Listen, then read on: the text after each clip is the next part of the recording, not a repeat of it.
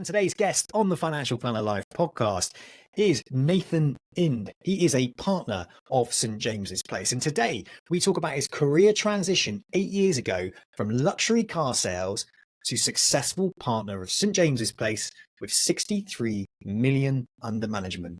And we keep it really simple and back to basics. And he shares what he did to be such a success within the financial planning profession. You're going to love this episode.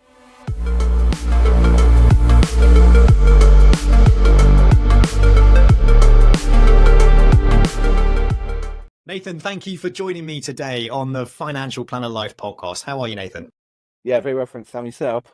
Yeah, I'm very, very good. Thank you. Very good. We were meant to meet in Bristol, weren't we, and record this episode, but unfortunately we couldn't. So today we're going to record it in my virtual podcast studio online, which is pretty amazing, actually. So thank you for joining me today. And today we're going to learn all about your journey at St. James's Place. You're now a partner at St. James's Place, but you weren't always a financial planner. So we're going to learn about what you did before financial planning, how you got into financial planning, and really where you are and what your journey was all about. So, thank you so much for joining me today. Nathan, let's kick things off, okay? Let's just talk a little bit about what you did before you got into financial planning and how you found the financial planning profession. Yeah, no problem, Sam. So I left school 16 years old, didn't really know what I wanted to do, and ended up actually working in a Volkswagen Audi showroom at 16 years old. Worked my way up from the bottom, sort of, believe it or not, started washing cars in the valet bay, and worked my way up to eventually being a car salesman. A few roles in between. So my career before financial services was predominantly selling Audis, Volkswagen Audis, and then in the latter years, towards the end, I did 4 years with BMW. Fantastic. So were you a naturally academic type individual in school, for instance? No, Sam, I wasn't really, to be honest with you. When I left school, I was quite lost, actually, to be honest. I did it. I had a few GCSEs. You know, I wasn't a naughty child at school or anything like that. Just wasn't particularly academic. You know, falling into the motor trade and selling, let's say, luxury cars was purely by mistake. As I said, I started off at the bottom, worked my way up. Luckily, sort of the manager at the dealership at the time saw something in me and thought, hang on a second, this guy can talk to people, and saw something in me and sort of progressed my career into actually selling cars. No, not academic at all by any stretch. Just good at talking and just good at rapport with people, I guess. That's really, really interesting, because a lot of the skills that are transferable to financial planning, and the ones that I would consider to be highly desirable, is the ability to build relationships, to be able to sell yourself and sell your services and talk about a vision, a dream, to get someone to buy into you. That's really, massively important, those people skills. So how long were you working in the motor trade then? So all my life. So I joined St. James's Place, the academy, when I was 30 years old. So up until then, from 16 to 30, I was in the motor trade. So yeah, nothing in between, just purely car sales. As I said, a few roles in between. Interestingly, I did a little bit of a stint in accounts, can you believe, between that sort of age of 17 to about 19, when I was a little bit too young to be selling cars. So they sort of went into accounts, which actually, interestingly, I really enjoyed. I was an accounts assistant, so I was sort of doing day-to-day bookkeeping, which sounds like a bit of a girl's job, but actually I worked with another guy in the office. And interestingly, my mum's got an accounts background, so I obviously got that sort of type of brain as well. But that was sort of just a sort of interim, really. And then I sort of started selling cars when I was 19 years old, new and used. So not just new cars, new and used. It was mixed back then. But yeah, that was sort of where it all started to happen, really.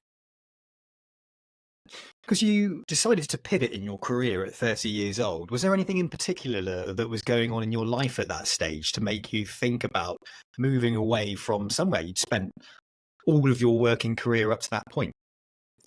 Yeah, so the big thing for me was I really enjoyed selling cars, and I enjoyed dealing with people, dealing with customers, clients, starting the sales process right at the beginning, to when clients walk through the showroom, to 6 weeks later when they pick up their brand new car. And I really enjoyed that process and taking them through that journey. Whatever I decided I wanted to do moving forward, I wanted it to be customer facing. or the customer facing interview, because that's where my skill sets, I believe lied. My biggest problem was, for me, I'm not going to lie, I wasn't very good at being told what to do. So, I come from a very sort of entrepreneurial background in terms of my family. My parents ran their own plumbing and heating business for 40 years. My dad's parents ran their own businesses, had a collection of shops, back in the olden days before supermarkets. So, I've always been brought up with that sort of business background. So I've always seen the merits of that. So I've seen the stresses that comes with that. But I've also seen the rewards that you can get from that as well. So I always wanted to run my own business. And of course, naturally from car sales, you sort of think, well, let's set up my own little garage, a forecourt somewhere with a dozen cars. And, that was my dream. The problem with that is you need an awful lot of capital to go out there and purchase cars and, etc. and set up premises and all those. You need an awful lot of money, which I didn't have. So, I started looking at other avenues. And my wife, Rebecca, she worked at St James's Place head office in Cirencester, and she said, Nathan, have you thought about being a financial advisor? And I said, well, I'm a financial advisor. My master's in hopeless, but it's not great. I thought we'd have to have degrees and, all those types of things and qualifications. But nevertheless, I thought, let's have a chat with someone. So that's when I got introduced to the academy. And it was quite sort of, I guess, the first thing that struck me was, yes, it would be, qualifications, that side of things to one side. The job itself, the role itself would be perfect for me, speaking to customers, speaking to clients, building trust and planning a client's financial future. I thought, well, there couldn't be anything better. And in terms of my personal attributes, I purely, I did think, this is what I could do. And of course, at the same time, I was setting up a business, which was my dream, with very little, if any, sort of outlay. So that's sort of where the journey began, really, Sam. No, that's really great. It's lucky your wife was there working, because you probably would never have really maybe heard of financial planning as a career, because it's not sort of pushed, is it? No. Like, especially when we were in school, for instance, you didn't hear about it then. Not at all. And interestingly, like you just said, like when you think about financial planning, you think I should have a degree, I should be brilliant at maths or finance, or all the things that are naturally academic would lead you down the path of becoming a financial planner, which is completely not true, right? No. You don't have to. It's one of those interesting professions and interesting jobs where you don't need a degree to earn over £100,000 a year. No. It's like one of those jobs, and it's open to everybody. But you obviously must pass the qualifications. There is a barrier to entry. It is qualifications, so you have to be kind of able to complete those qualifications. Now, interestingly, how did you deal with that when you're not naturally academic? Because if I'm honest with you, I failed FPC1 and never did any qualifications again. That was 3 ROs. So how did you cope with that side of it? So I think, excuse me, I think that was a daunting part for me. When I initially was having conversations with the acquisition managers from the academy, that was my biggest fear. And probably theirs, to be honest with you, as well. So I went off and I did RO1, which is the first stage of your diploma qualifications, which is financial services, regulation and ethics, from memory. And so I went off and did that. And they said, look, if you can pass that, you can pass the rest of them. Do it in your own time. They gave me some support material. Obviously, at this point, I wasn't in the actual academy, so I hadn't actually started, but that was the sort of entry qualification that you had to pass. And actually, Sam, I really surprised myself. They say it takes 45 study hours. It probably took me 150. But, I really wanted this, I really wanted it. So I thought, well, I've got to concentrate, So I just knuckled down every evening before work. After work in the evenings, and just study. And it's the same with anything. You get out what you put in, and I passed it first time. I think with RO1, the good thing is, well, the bad thing is it's pretty boring. Let's face it, because it's regulation and ethics. But actually, there's no maths as such involved. There's no complicated tax. There's nothing like that. So actually, as long as you can absorb that information and get your head around the financial services landscape, that's all you really need to pass it. So that was the first one. So when I passed that, I thought, oh, hang on a second, I can do this. And I think it helped as well, because at school, when you're doing qualifications, you don't necessarily know what you want to do. So, when you want to get this, and you devote 100% to it. And then, of course, moving through the academy, you've got then, once you pass that, I then got into the actual academy itself. And then, all the support and everything is there for you to get through the exams, RO2, which think it was tax, I can't remember. But RO2, we have people come into the classroom, and you have days where you just talk and study and have lessons on that particular book, which was a godsend, because without that, I wouldn't have passed them. Because once you start going past RO1, it gets quite specific on each subject, tax, pensions, etc. But, you get an awful lot of support in the classroom. And, that was invaluable to me, because there's no way I would have passed it. And the proof was in the pudding. I think bar one exam, I passed them all first time. So I always say to people that talk to me about the academy, and lots of people approach me and say, can you tell me about it? And it was a lot of people worry about exams. I say, don't worry about them. You get an immense amount of support to get you through them. Brilliant. That's really interesting. So let's focus on this academy then. So outside of the exam support and the study material that gets provided, there is those soft skills, practical skills that go on within it, the coaching, the running a financial planning business, a partner practice, and support you get in there. Can you talk to us a little bit about all those soft skills and practical skills trainings? Maybe the things that you weren't. So exams, okay, you've got to pass them, right? Yeah, but then you had the transferable skills from working in the motor trade. There's some seriously good transferable skills there, without a shadow of a doubt, right? And I've spoken to loads of people who've worked in the motor trade, moved into financial planning, and done exceptionally well. So it's a really good transferable skills straight away.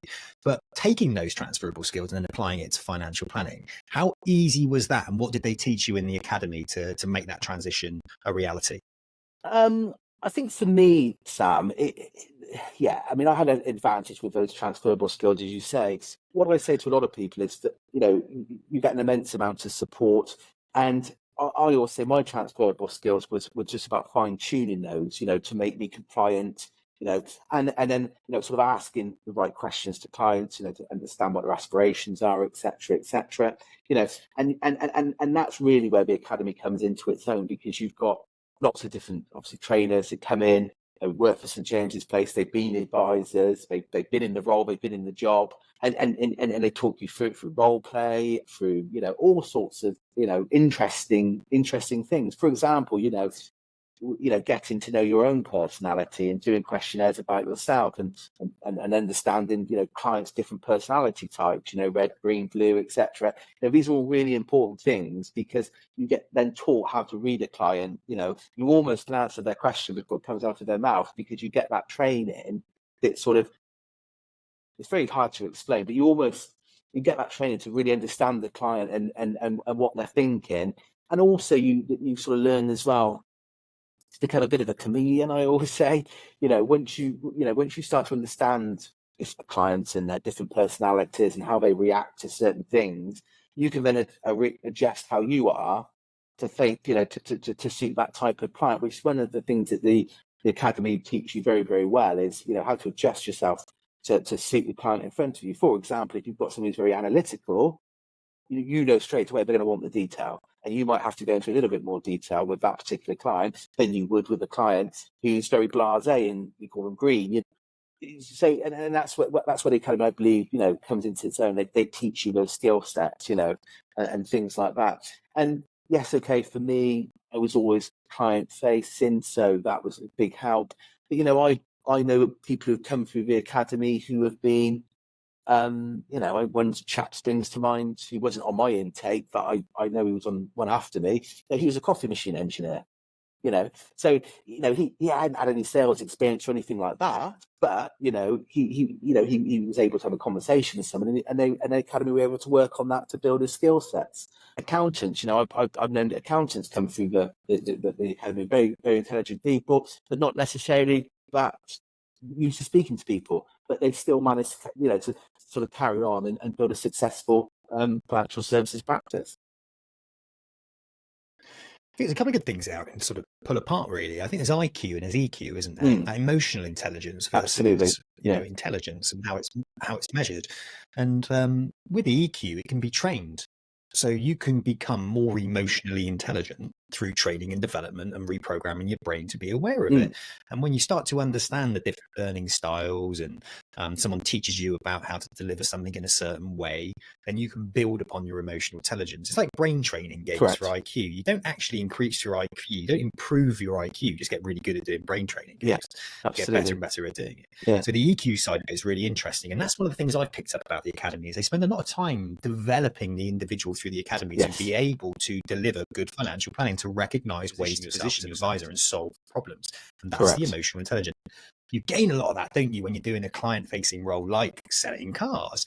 But you might not gain that so much if you're an accountant, where it's kind of facts, figures, boundaries, all that kind of stuff. And you're not, you're not really there unless you're an emotionally intelligent accountant. I'm probably beating up accountants here, but you probably find that those types of individuals or analysts or something tend to need to work on their EQ, and that's where the academy can be really, really beneficial. So you found it almost fine-tuning and learning some extra skills on top of what you'd already had as a foundation, whereas somebody else might go, I'll smash out those exams, no problem at all, I'll get up to chartered by in a year, but I need some bloody help on building relationships, knocking on doors and winning some business. Yeah, absolutely. And I think one of the things the academy are very good at as well, sometimes, is recognizing where you need your skill sets homing on. So, for example, for me, it was more exams as opposed to the sort of face-to-face side of things. If you're acing the exams, but your concerns are, client-facing side of things, then you'll get more attention in that area. It's not one size fits all. The program is, is sort of molded to suit each individual person. Perfect. When people go into St. James's Place and they go into the academy, they kind of have a deep and meaningful conversation about their future and where they want their financial planning career to go. They look at two options, really: being a partner, so setting up as a partner practice. So that's like running your own business. And one would be going in as like a financial advisor underneath a partner practice, right? So you're not running a practice. You haven't got your business owner hat on. You've got your financial planner hat on. But you chose financial planner hat, I believe, didn't you? I did, yes. Business owner hat. Talk us through that. So you're obviously naturally entrepreneurial, but what was that like going in having to wear the two hats, financial planner and partner? Yeah, so that's an interesting one, Sam, and a lot of people ask me that. I chose to go down the business route. Two reasons, really. One, when I joined the academy, there was the option to be an advisor, but it wasn't generally so popular as it is now. It was mainly designed for people who wanted to build their own businesses, but as I said, that has changed significantly in the 9 years ago that I did it. So me, I'm a bit, shall we say, sometimes I can be a bit gung-ho, and I thought, you know what, if you're going to go big, let's go bold. And my sort of ethos on it was, well, what have I got to lose? Worst case scenario, if things didn't work out building my own business, I could then go into a practice, which was made very clear to me at the outset, So, but I think as well, one of the biggest concerns for me, and I'm sure it's concerns for a lot of people, is obviously the financial aspect of it. You're giving up a salary, and for me, a company car and a fuel card. But there is obviously financial support out there as well, from St. James's Place if you are starting out on your own. So there's that side of things, which obviously helps me no end. And in fact, I wouldn't have been able to do it without the financial support from them. But I think, when you look at starting out on your own, I quite often say to people, you've got to remember that you're the financial advisor, you're the operations manager, you're the marketing manager, you're the accountant, you're all of these things all in one. Which is, it's quite a tall order, it's quite daunting. But I think, again, you've got to remember, you're not doing this alone. You've got St. James's Place SJP Academy behind you. You've got a PDM, so personal development manager, who's there to help you. You've got a marketing team at Cirencester head office, which is probably got 40, 50 marketeers in there. You've got compliance managers to help you make sure you're compliant. You've got all this support. Yes, it is your business, and you are the marketing manager, the financial planner, etc. You're not doing it alone. You've got the support from SJP behind you, which I think is important to note. It's in the early days, you're spinning a lot of plates, but you've got the help there with you. You're not doing it alone. But look, it's worth it. And it's like anything, isn't it? You get out what you put in. So 100%. And we've got the ultimate guide to the St James's Place Academy that I recorded with G Footit, actually. That talks about terms 1, 2, 3, and 4. So if anyone's listening to this and wants to deep dive into that, have a look at that. It's one of our top performing podcast episodes. It's on the YouTube channel as well. But I have recently recorded an episode about terms 5 and 6. And 5 and 6 is that continuation support when you're actually out there. And maybe you're wanting to get buy a client book on the internal basis of a retiring IFA, and we can talk a little bit about that in a minute. One thing I just want to let people know when they're listening to this episode, okay, is you worked in luxury car sales, right? At 30, you pivoted. 8 years later, you've got roughly 63 million under management. Yeah. That's impressive. Yeah. That's insanely impressive within that period of time. Now, I want to understand a little bit more about that journey to 63 million under management. I know that we previously spoke, didn't we? And you said you weren't really a natural networker, good face to face, no, but not a natural networker in the traditional sense of breakfast meetings and all that kind of stuff. No. So you didn't really do that. So what was the first couple of years like? What was your approach to generating business and getting yourself up and running and seeing clients, for instance? So for me, I did try the networking side of things, and I very quickly realised that sat eating sort of cold breakfast at 6:30 in the morning was not for me. Talking small talk. Although having said that, I know a lot of SJP partners that are very, very, very successful networking. For example, Olivia, one of my advisors, goes to 3 a week, and she's, does very, very well. But I think you're either a networker or you're not. So for me, I had to think about other ways to attract clients. One thing that I thought, there's a big opening for, and that was for mortgages. And yes, mortgages aren't building funds under management. They're not bills the most lucrative in terms of remuneration. However, what they do is they attract a client. It's a client off the back of the mortgage. You can get referrals. You can obviously get remunerated by the life cover and all those types of things. And then most importantly, in the early days of business, it's cash flow into the business. You do a mortgage, you get paid on it, So that was my foundation of my business. So I went out, spoke to a lot of estate agents, letting agents even, because don't forget letting agents speak to people who are selling buy-to-let properties, etc. I spoke to estate agents, and just went around friends and family, and I really didn't focus necessarily on pensions and investment side of things. I just focused on the mortgage side of things, because when you do a mortgage for somebody, they have to tell you everything. So they have to tell you their income, their liabilities, etc., any pension provisions they've got. They have to tell you everything. So you know everything about that client from the outset. And like when I did a mortgage for a client, I very much pitched it that, I'm not just your mortgage advisor. I do mortgages, but I'm also a financial planner. And what that means is we do this, that, and the other.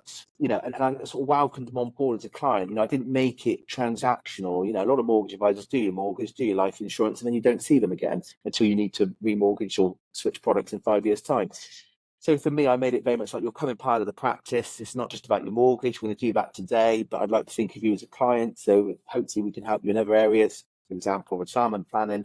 And once you focus on the mortgage, I made them feel welcomed as a client into the practice. Say, look, you're now a client, just because you might have a pension for us or investment, you are still a client of mine, and we'll contact you every year to make sure you're okay. And that's how I sort of built it, really. And it sort of, went from there, really. And then also you get a lot of referrals from mortgages because, they know friends who might want them. And things like that. And also when I was sort of doing a mortgage for a client, I would say to them, look, hope you don't mind me asking, but if I can help any of your friends or family, whether it be mortgages or anything else, financial services related, please do pass on my number. And interestingly, Sam, hope I'm not waffling on, but interestingly, I did a mortgage for a client, a young lady who bought a shared ownership property. I was about a year in, 9 months in, out of the academy. And, she, I think the mortgage itself, the remuneration was minimal because it was a shared ownership property. However, she referred me to her dad, which resulted in a £1.2 million defined benefit transfer pension. So off that mortgage, which probably earned me a few £100s, came that piece of business, which earned me, a reasonable sum of money, and the right outcome for the client as well, in both aspects. So People poo-poo mortgages, and when I came into the industry, people say, "Oh, you don't want to do mortgages. They're a lot of time, they're a lot of faff, and not an awful lot of remuneration." And I said, "Well, yeah, hang on a second, I can't be fussy, you know." And of course, you've got the life cover, and you've got the income protection. So actually, when you bolt all that on, and you do a hot, rounded job. Actually, a mortgage can be a great cash injection into your business in the early days.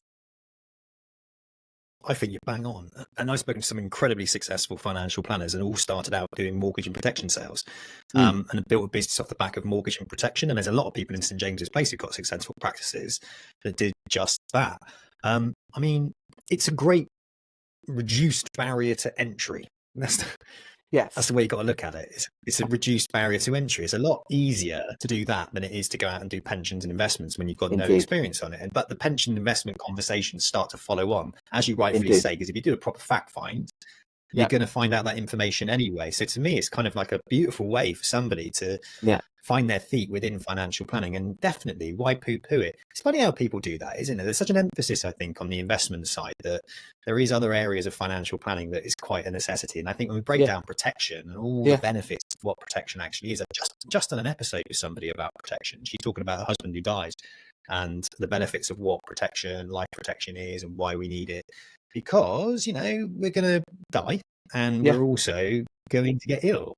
Right. And there's a high chance we're going to get ill before we die, and that could be critical, maybe payments out. So those types of conversations, especially at the mortgage stage, is so vastly important because people have got families, haven't they?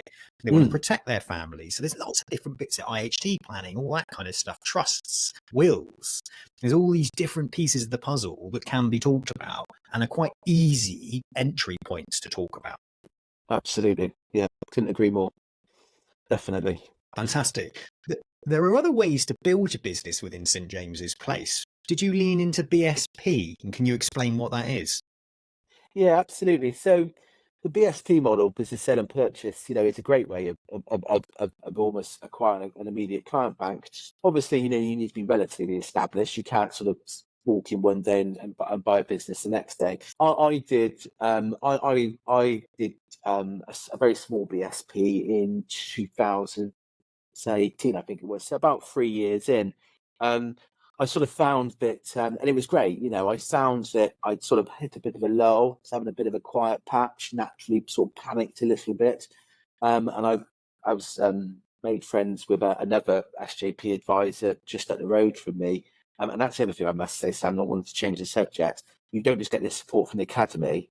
What you'll find with SJP sounds a bit crash, but it's a bit like one big family. There's also other partners out there who want to help you, because ultimately they want you to grow because someone's got to buy their business one day. So, there's also that support. Anyway, so I sort of made friends with a partner just up the road and had a chat with her and ended up buying, I think about 50 or 60 clients from her. So nothing huge in terms of the value. And it was great. It was fantastic.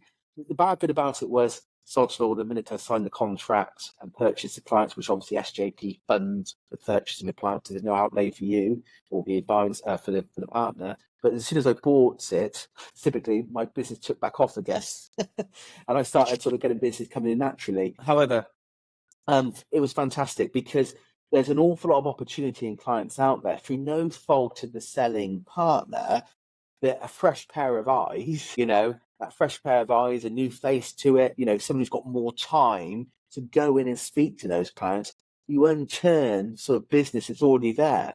And as I said, I must stress, it's not a sort of pitfall of the partner that was, servicing, looking after them originally, or who you bought them from. It's just a fact of life that people get busy. You get complacent with clients. Sometimes you can overlook things. And I went in there and bought this client bank and sort of went around a service fund and, pulled a significant amount or created a significant amount of IAF, initial advice fee, from that. So I think the BSP model is fantastic. And I always say to a lot of partners and advisors, never be scared to do them. Yeah, it's a bit daunting borrowing money from St. James First Event purchases, but it's St. James's Place, all well controlled, it's all well managed. They lend it based on the book that you're buying, and I think it's great. It really gives. And I've known a lot of partners sort of struggled to find clients, it's really transformed their business model or their business entirely, because it's given them that immediate client bank to then go out and, like I said, overturn things that the other advisors missed. And naturally, might not have seen that client for a few years because life's got in the way to that client, and you've gone out there and things have changed. Might have inherited money, might have sold a business, all those types of things. So I think that the BSP is a fantastic opportunity, and yeah, it works really well. And I definitely don't regret doing mine.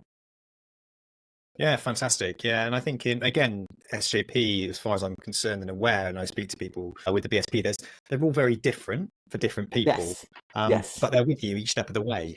Correct. Through the process of it, to help hold your hand and go through it to make sure everybody's looked after. And I guess that's the benefit of buying from the ecosystem as well, because it's tried and tested. You know the clients, you know what products and services they're used to and where they are, and the due diligence part is far easier, isn't it? And also, as you mentioned, there's the funding element as well. Not everyone can go out and buy a business or even understand how to buy a business, and it's there, the support is there, the development's there, and the funding's there, so that makes it very, very good. And like you said, some people I know in there have done it as part of their business model, is to buy the businesses internally, and are doing very, very well off the back of it. Can I just talk? There's a slog, right? What I don't like is when people talk about financial planning and give the impression that there's 1,000,001 clients out there that need servicing. We know there's 95% of the population that don't seek financial planning, right? We know that. We know that there's a great transition of wealth happening. That doesn't mean that everyone's knocking your door down saying, can you give me financial advice? So what kind of mindset, what's the reality and the mindset required for somebody thinking about becoming a financial planner those first couple of years? What's the mindset? Is it a slog? What should they be thinking? What should they prepare for? And, what should their attitude and mindset be? I think ultimately, as long as you're aware that people don't knock on your door and say, please can I, well, not in the early days, they don't. You'll be pleased to know they do eventually, but from referrals. But as long as people are aware that people in the early days don't knock on your door and say, oh, I'd like to invest into an ISA, or I'd like to buy simulation to pensions, as long as you're aware of that, then you're absolutely fine. And the academy may be aware of that before you start. I think as long as people are prepared to roll up their sleeves and go out there and talk to people, whether that be networking meetings, that's your thing, go out and speak to local businesses, and I always say to people, what's the best thing you've ever done, to me, to sort of establish your business? And I say, get involved with the local community, sponsor things, if you can, if you've got the means to do it, set up an office in your local town, so people see you, people, you've got that brand awareness, as it were. So you might sponsor something and someone might see a sign above your door or something like that. That for me was a big milestone in my business. When I left my office at home after about 18 months and went into an office in my local town, that was a real incline in terms of business, because all of a sudden there was that awareness. So I think, that's your question, Sam. As long as people are prepared to not sit there and let it fall on their lap, they're prepared to get out there, work for it, find it, market themselves, speak to people, then you'll be absolutely fine. Where I've seen it go wrong in the past is where sort of people have come out of the academy, even though they've been told at the outset they've got to find clients. So they've come out of the academy and they've sort of sat around waiting for it all to happen. And as we all know, with any business, that doesn't happen. So it just... And you didn't, Sorry, sir. You didn't build your business out of some social marketing strategy, though, either, did you? No. I mean, interestingly, back, when I joined the colleague, sort of Facebook, Instagram was a big no-no because it was very difficult to police back then. So, you couldn't put anything on social media. Nowadays, I'd argue, I'm not saying it's easy for people these days, I'm not saying that at all, but I would probably say it's easier to reach out to people because you've got a whole marketing team at head office who just help with social media to help you keep safe. They give you pre-approved adverts you can post on social media, so you can get really active in Instagram and Facebook, which is something I've never done. Olivia in my office is very good at it, but I've never done it because I wasn't from that generation of when we were allowed to do it as such. But again, that is something that nowadays, and again, if you're prepared to do those types of things and be prepared that it takes time, Rome wasn't built in a day, that's what they say. It takes time, but as long as you keep working and keep plodding along, and one academy PDM said to me once, sometimes she said to me, Nathan, in this job, you'll grit your teeth many times, but as long as you keep going, you'll be fine. And that was absolutely true. So as long as you grit your teeth and just keep cracking on, it will come good. Fantastic. That's a great bit of advice, and that's good. And it's good. And I'm just pleased that you're an example of someone that can get to a good level of assets under management without feeling like you have to do social media. That's the key thing. And I think what can often happen is, especially with younger advisors, they will look at social media being this kind of easy route to getting clients. And it's kind of, again, it's this kind of, you don't feel uncomfortable when you're hiding behind a computer, right? No. Whereas True. you must get out of your comfort zone and sit and talk to people and meet people and ask for referrals, because that's where the magic really does happen. So don't get me wrong, I built my business on social marketing. That's what I do. I'm a mini kind of influencer, really. But it took a long bloody time. And if I didn't have a business in the background giving me a salary like that I was running, I had the luxury of having a business that was bringing me an income in, so I could be 100% dedicated to social media. But it took a long time to build a podcast marketing strategy, and it's only in year 2 and 3 that it started to pay dividends for me. So if you haven't got the money in your pocket, probably avoid social media, or make it 20% of your time, not 100% of your time, is my advice to somebody. I think with any advertising, whether it be social media, putting maybe an advert in the local parish magazine or whatever, I think, no one's ever going to look at that and go, I must ring Nathan, or see that Instagram person, think, I must ring Nathan. I think it's awareness. That's what it builds. It builds awareness, which over time helps, because when you get a referral from somebody, they say, you must speak to Nathan. Was that Nathan Ind? Yeah, I see his Facebook post, or I see that his local advert in the parish magazine. It just helps embellish that sort of establishment, really, if that makes sense. I think that's really all it does. Well, listen, word of mouth is one of the greatest ways to build trust, isn't it? We ask somebody we trust for a trusted recommendation, Correct. And that's quite simply how it works. And I think if you bear that in mind, we are humans. We want to share and help somebody avoid pain. So we're going to share them with somebody that's helped us, and that's the key thing. And that's why I always ask for the referral, because someone's bound to go, I'll give you a referral. They always do. They always Absolutely. do. Okay, so what about hiring into your partner practice? So you got to a stage where you're building your business, you're getting really busy. So you're thinking to yourself, well, I'm going to hire some people into my practice. You've mentioned Olivia. So how did that affect the growth of your business? Did hiring people into it take it to the next stage, the next level? Was that natural to you? And did St. James's Place help you with that as well? Yeah, absolutely. I mean, taking on staff is very daunting, because you've not just got, obviously, the outlay of the monthly costs. You've also got the HR side of things. You've got the payroll side of things. SJP help you very much with the HR side of things. So they'll give you the contracts. They'll help you employ and keep you safe, and so that's all brilliant. Employing somebody, and it was the best thing I ever did. And I wish I'd done it sooner. Really, to be honest with you. So getting advisors for the minute, it was when I took on my first admin, because obviously in the early days I used to do my own admin, taking on that an administrator into the practice just freed me up no end, relieved a lot of stress, and it just meant that I could keep going, go out there and see more clients, as opposed to hiding behind my desk doing paperwork. And I know a lot of partners who come to academy and they're too scared to take on admin. But what if I go quiet? I've still got to pay them. I say, just do it. Because, not straight away, but as soon as just do it, because it frees you up to go and see clients. And the more people you see, the more referrals you'll get, and more business you'll write. It's as simple as that. Obviously, my business, as you said, it grew to 62, nearly 63 million now. I obviously had to start taking on advisors, because I couldn't look after all these clients on my own. And all of my advisors that I've taken on, Olivia and Reese, and before Olivia, Tom.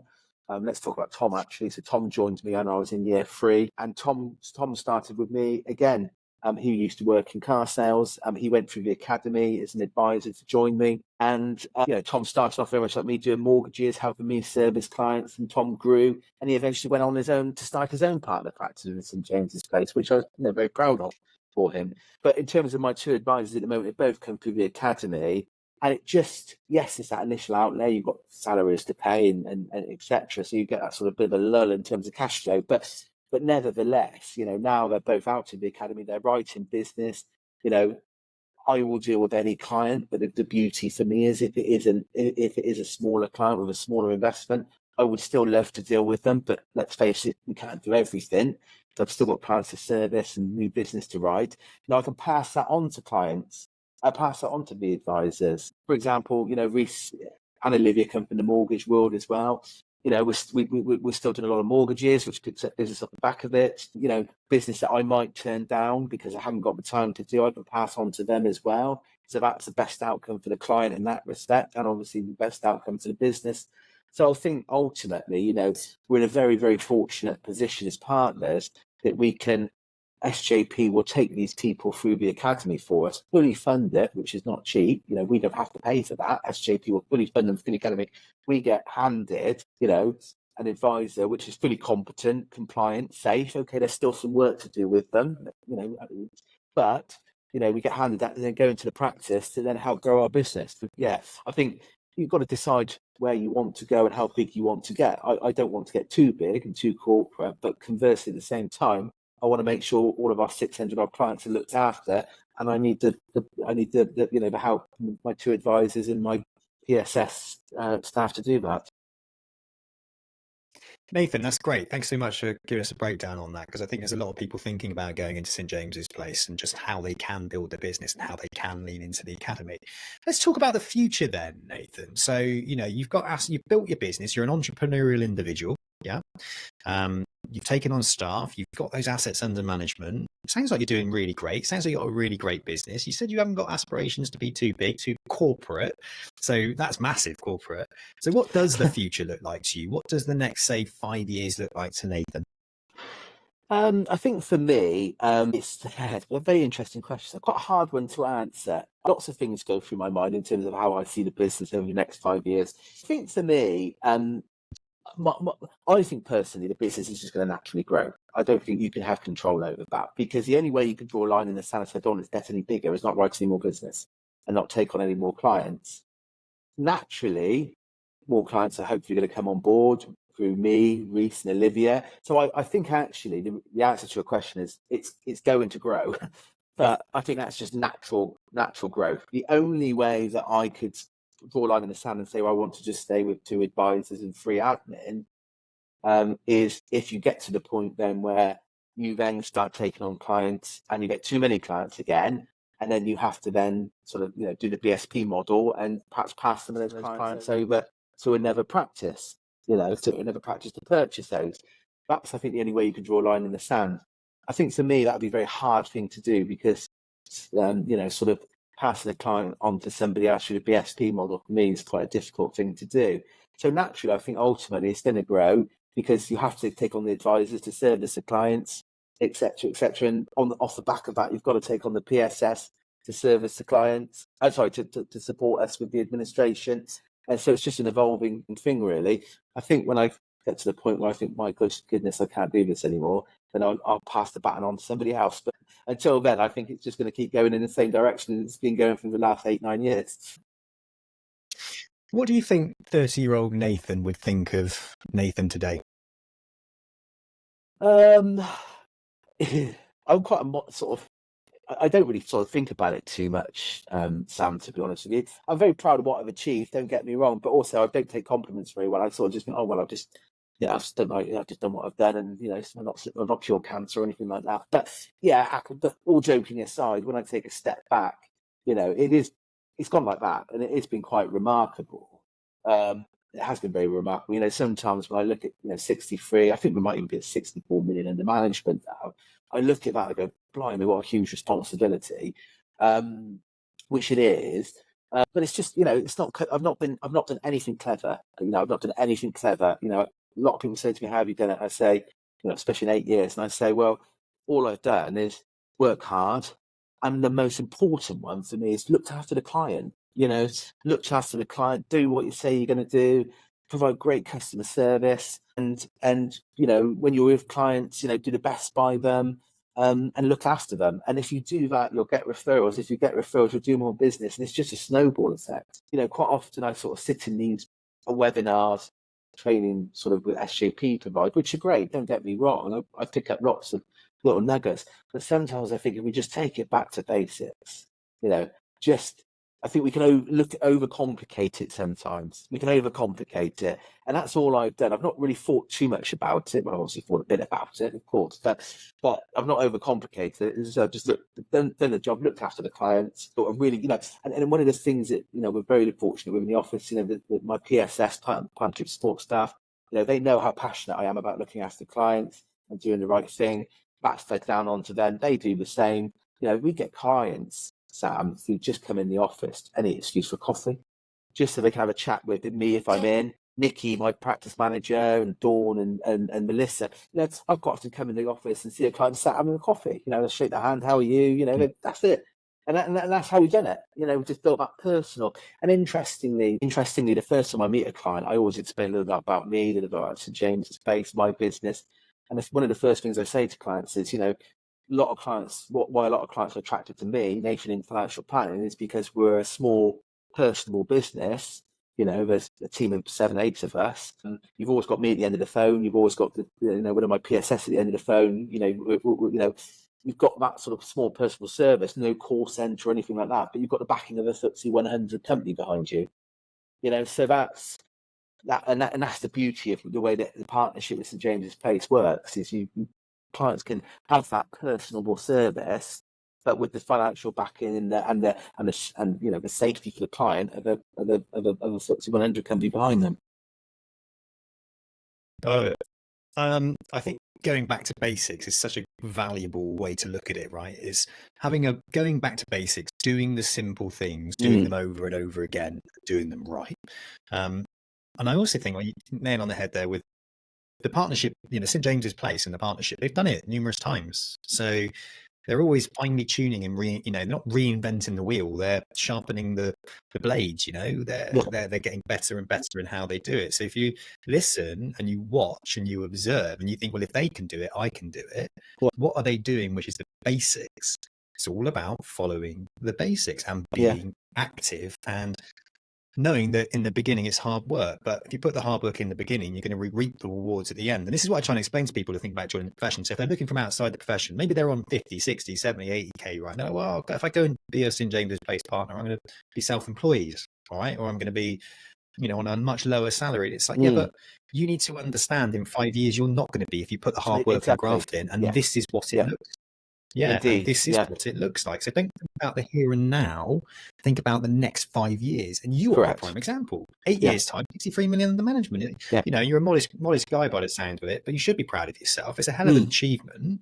And I think Nathan at 30 years old would probably look at you and go, "Well done, mate." That's amazing. Because I think it's fantastic, and you're a prime example of what you can do when you keep to the basics. Right? Absolutely. I do. Amazing. Nathan, listen, I've absolutely loved talking to you today. I've talked to you before. Today was the podcast, and it's, again, just a lovely conversation. I love the way you keep things really, really simple. And to me, that's the most important thing, right? We can overcomplicate things. There's a book for absolutely everything. There's a million and one books out about how to lose weight, right? But it's pretty bloody simple how to lose weight, right? You don't need to move. My old manager, I was going to say, my old manager used to say to me, it's the same with this. They used to say, kiss it, keep it stupidly simple. There you go. I love it. And I used to knock on doors when I was about 16, 17. I left school, went and knocked on doors, and it was the old school American pyramid sales type approach, right? And you would have to spend 2 hours in the office practicing role plays over and over and over again, and go and knock on 100 doors, self-employed at 17 years old in the rain. Right? But it worked, and funny enough, KISS was one of them. Keep it simple, stupid. It's just, it just works. But like the man from the Peru. Nathan, thank you. There you go, the man from the Peru. So Nathan, thank you so much for your time today. Thank you for sharing your career journey. We wish you all the success, and I'm sure you're going to be more and more successful. And I look forward to hearing about the next 5 years in the future, mate. Super. Thanks, Sam. Appreciate it. Thank you.